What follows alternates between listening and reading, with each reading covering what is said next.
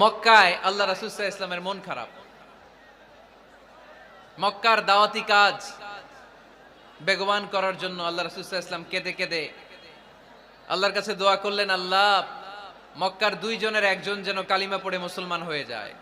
তাহাজ্জুদের নামাজ পড়ে চোখের পানি ছেড়ে ছেড়ে আল্লাহর কাছে দোয়া করলেন, আল্লাহ আল্লাহুম্মা আইজ্জাল ইসলাম বি আহাব্বির রাজুলাইনি ইনদাক। আল্লাহ মক্কার দুইজনের একজনকে আমি চাই, দুইজনের একজন।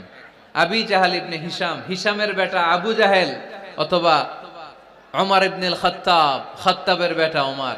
আল্লাহ হয় আবু জাহেলরা আপনি ইসলামের ছায়াতলে আনেন, কিংবা ওমরে ফারুককে আনেন। আল্লাহ কার জন্য দোয়াটা কবুল করেছে? জোরে বলেন।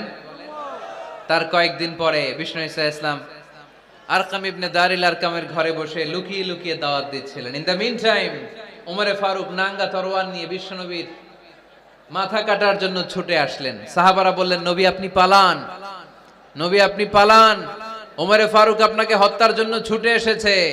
বিশ্বনবী বললেন, তোমরা সরে যাও, দরজাটা খুলে দাও। আমার তো মনে হচ্ছে ওই যে তাহাজ্জুদের রাতে আমি দোয়া করেছিলাম, আজকে ওই দোয়া আল্লাহ কবুল করতে শুরু করেছে।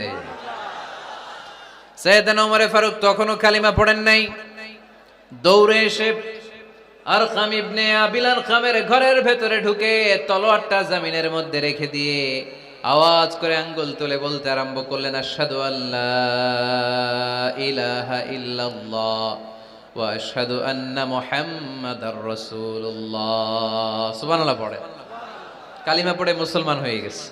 বিশ্বনবী খুশি হয়ে গেলেন। ওয়ালা সাউফা ইউতিকা রাব্বুকা ফাতারদা। নবী যখনই আপনার মন খারাপ, আপনার মনকে আমি ভালো করে দিব, আপনারে খুশি করে দিব। চিল্লায় পড়তে হবে আল্লাহু আকবার। বিশ্বনবীর মন খারাপ ছিল। হঠাৎ সাইয়েদনা ওমরে ফারুকের ইসলাম গ্রহণের মধ্য দিয়ে বিশ্বনবীর মন ভালো করে দিল কে? আল্লাহ মন ভালো করে দিলেন।